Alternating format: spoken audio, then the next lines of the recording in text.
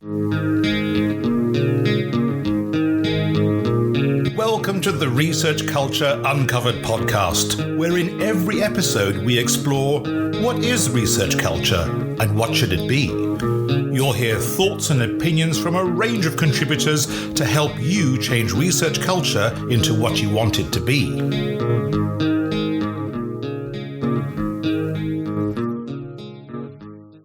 Welcome to our podcast, Research Culture Uncovered. It's season 4, focusing on researcher careers, and we're already in episode 4. I'm your host, Ruth Winden, and I'm the Careers with Research consultant at the University of Leeds. Today, I'm talking to a fantastic postdoctoral researcher who has managed his transition into industry in a textbook manner. He did his PhD in Texas at Texas A&M University in physical chemistry and his postdoc at Leeds in space physics, building bespoke optical instruments. On our Career Architect program, he realized he loves working with complex instruments, programming computer scripts, and teaching people complicated concepts with 3D animations. And that clarity about his career aspirations helped him secure a position with an industry leader, Andor.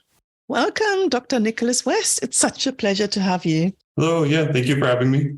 Yeah, so where are you today? Are you in Milan? Is that right? Yes, I am. Fantastic. And we'll come back to Milan because there's a reason why you're in Milan. And let's get back to you.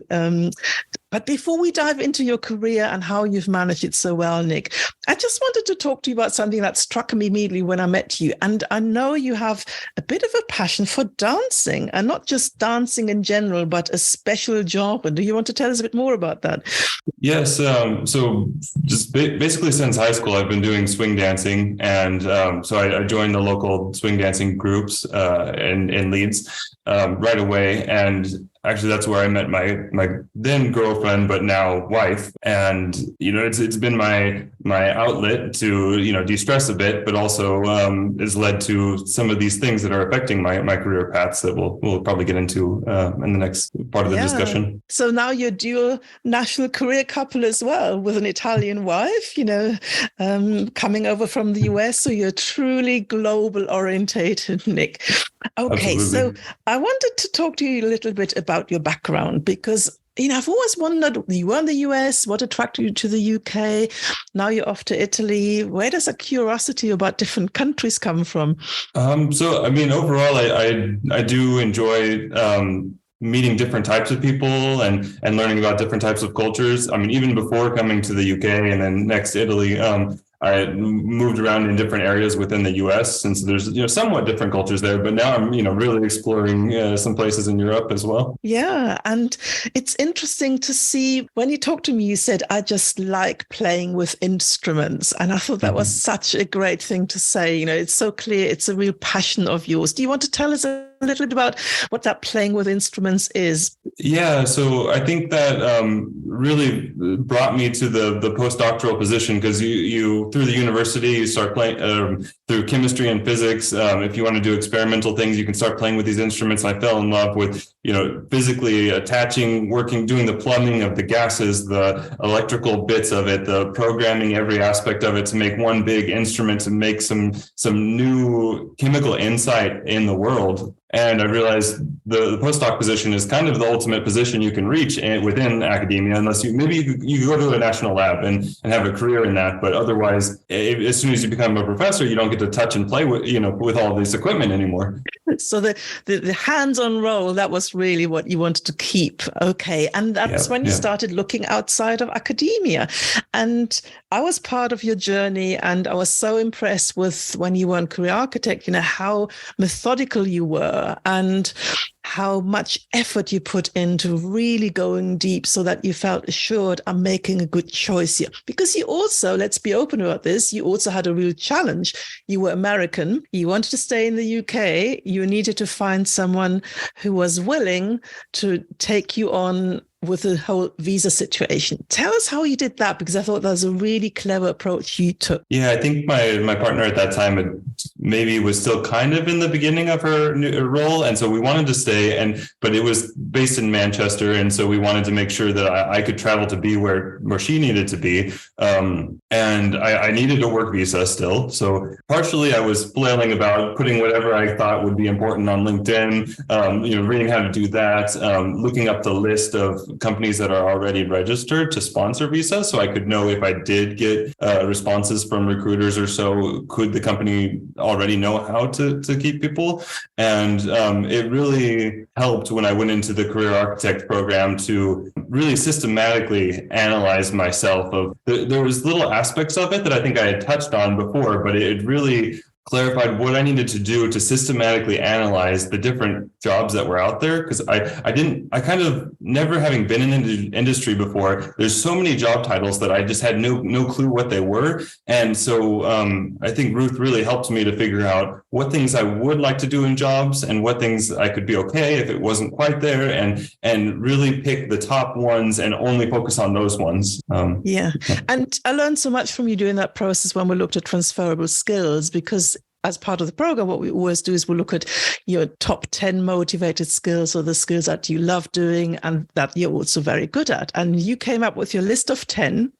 And I still teach, and I always refer to you because it was your idea how to do it, your method, and it's really effective. Do you want to tell a little bit more about what you did with comparing your top 10 motivated skills against opportunities? Because that seemed to really help you narrow down, because with your background, you could have gone into lots of different directions. Yeah, so I think some of the top ones that I had on there were programming, working with instruments, doing presentations on these complex topics. And so a couple of them that I had recruiters coming to me for were, first of all, this application specialist role for Andor, where I am currently traveling around to conferences, going to universities to train people how to use the instruments, doing all these things. I don't get to do as long of heavy calculations as you might in like an R&D situation. So when I was sat down talking with Ruth, I said, I think this just means on the weekends, I can have that as a hobby, but it's not, my core role day in and day out. And I was comparing that to, I think the other major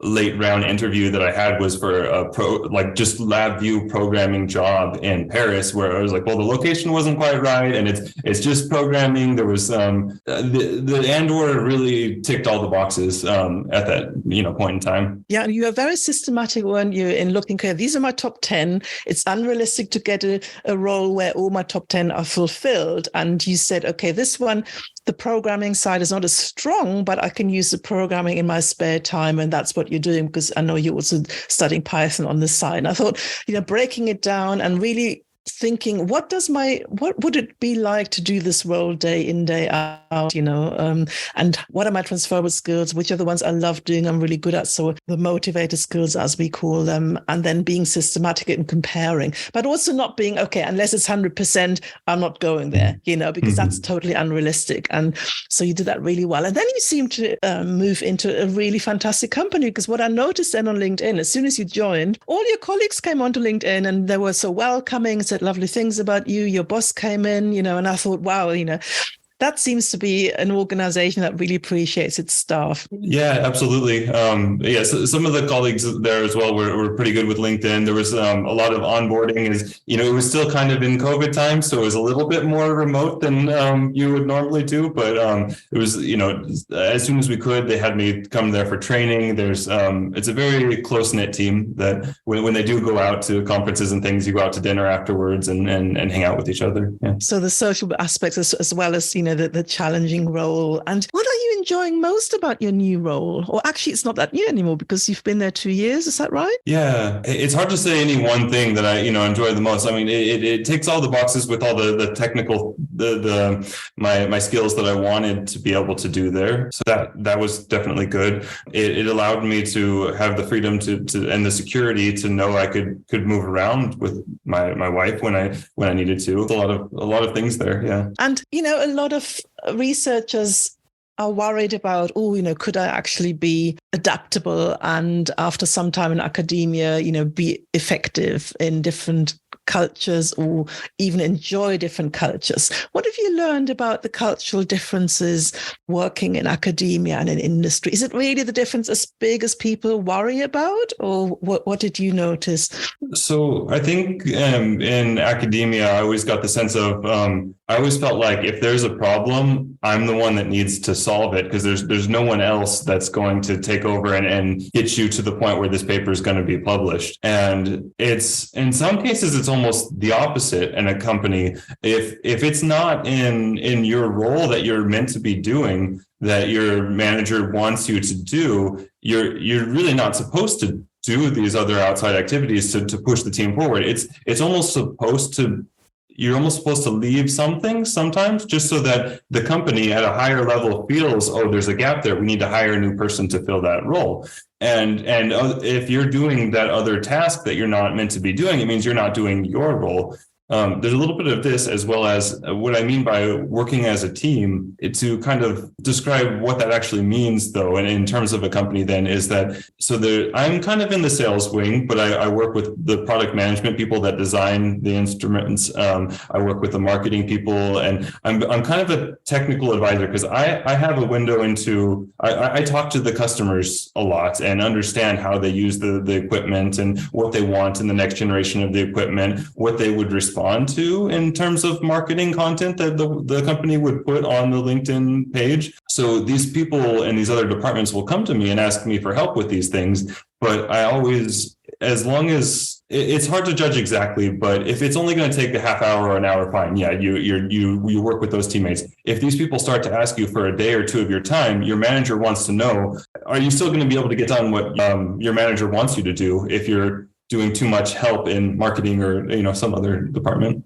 Yeah. So it's that fine balance between, focusing on your role, hitting your targets. I'm sure you have targets, you're sales wing, and also, working across the organization, supporting, because you obviously in that role have a really important position, because you're the linchpin between the customer and, the organization, the product. And so you obviously have hear a lot of things on the ground from your customers, what they like, what they need, what they want to improve, and that, so you have a lot of intelligence that you then take back into the organization, haven't you?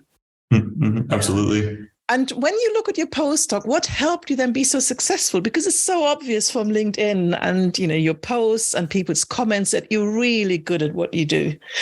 What helped you? What did you take from the postdoc that helped you be so effective in industry? I mean, I think I had the technical background, so I wasn't as worried that I was, going to be out of my depth in that aspect. And I think even from the interviews, they identified, oh, well, you don't have a sales background. Are you really going to do okay in this? It was kind of, sort of that fresh out of academia doubts that somebody might have when they're trying to hire you.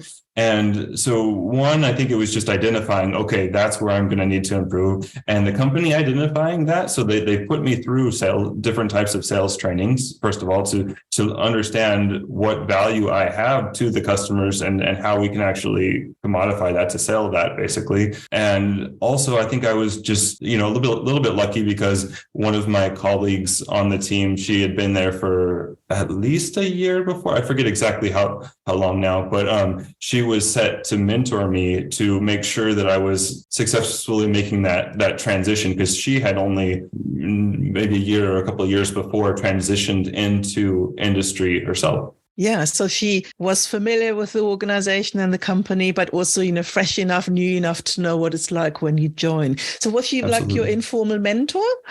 Yes, yeah, exactly. And over the past year or so, I've that role has changed person, and so this new person that came in, I've been mentoring her, this new person as well, trying to pay it forward a little bit. Yeah, fantastic. And what has surprised you the most about the difference between industry and academia? I think you mentioned to me a while ago, the pace is different. Is that correct? Oh, yeah. So, I mean, from academia, there's sort of the grant cycles where you have a certain set of objectives that you're supposed to complete over a couple of year period. Sometimes that research really doesn't go to plan, so you change pathway, but it's not your boss isn't going to change their mind all of a sudden and you just change direction. And so this can sometimes happen. Sometimes you can stay on a project for much, much longer, probably in industry. And then sometimes the company can decide it's changing the direction it wants to go in. And you have to be able to just drop your previous project and go on to the next one. Right. So you have to be really flexible and be not too attached, but equally committed. So that's quite a challenge, isn't it? Because you don't know what, the strategy at the top that might change. So you then have to adapt. And interesting. And the other thought I had was, how have you surprised yourself? Yeah, a couple of those things. So there was seeing how quickly I can adjust to these changing situations when need to. It's not a huge thing. I'm just saying because that's just the difference. So that's why I'm emphasizing it only. With Ruth on the careers architect program, where like I myself am a perfectionist. So it was, when the bosses ask you when you're doing the interview, what are your strengths and your weaknesses? This is kind of the one you could say is a bit of both, because I dig really deep into problems and can give very thorough answers to some things sometimes, but also it can be seen as something being too slow when they don't want quite as long of an answer. So really, partially that was about moderating myself in that, and partially it's about direct communication with my bosses when needed to make sure I was on the path that she wanted. Yeah, just getting used to the different types of internal politics and things that just a lot of these things that I just could not have been aware of until I actually was in an industry position, I think. And it sounds like you're always so thoughtful and aware and self-critical, and then see, okay, I need to adapt here, or I need to do more in this area, and that makes you so incredibly adaptable. Now, as we now look into the future, you are now moving on. And what really struck me immediately was how many people in your organization came onto LinkedIn and were saying, we totally understand family first because your Italian wife and you decided you're moving to Italy. But also, how incredibly positive they were about your time with them. And I thought this is just such a lovely expression of how much they appreciated you, because they said, we're so sorry to let you, see you go. But at the same time, we fully understand, you want to be in Milan with your wife and be closer to her family, and that's why you're leaving. So what are your thoughts on moving forward to Italy now? So I think this is one of those things where it just reached the point in my life where it felt like I needed a change because of the timing of my relationship with my partner and where I was at with. Basically, I had been studying Italian for the last 4 years, so I'm reaching sort of the top levels of Italian classes. Like I really need to move to Italy if I ever want to just get better and get, I guess, fluent in Italian, hopefully at some point. And so there was that aspect. There was, slightly an artificial thing because I had a 2-year work visa with Andor. And so I told them, okay, you need to support me one way or the other. And I was hoping they could support me to move to Italy. They were happy to have supported me to stay in the UK, but I had recently gotten married to my partner. So we didn't necessarily need a work visa. We could move to Italy through the family visa. And I'm getting to the point where I could feel comfortable doing day-to-day tasks in Italy with the language. Unfortunately, through some tax reasons and politics and some of these things, it was just too difficult to support me in my role in Italy with Andor. So I've recently given them my 3-month notice, and I'm on the job search again in Italy. Yeah, you are on the move, and we've been trying to use our networks in the university, see whether we can create some good connections there. So can you tell us a little bit more? What are you looking for, Niclas? Maybe some of the listeners or someone who listens in might have an opportunity for you. You never know how these things work.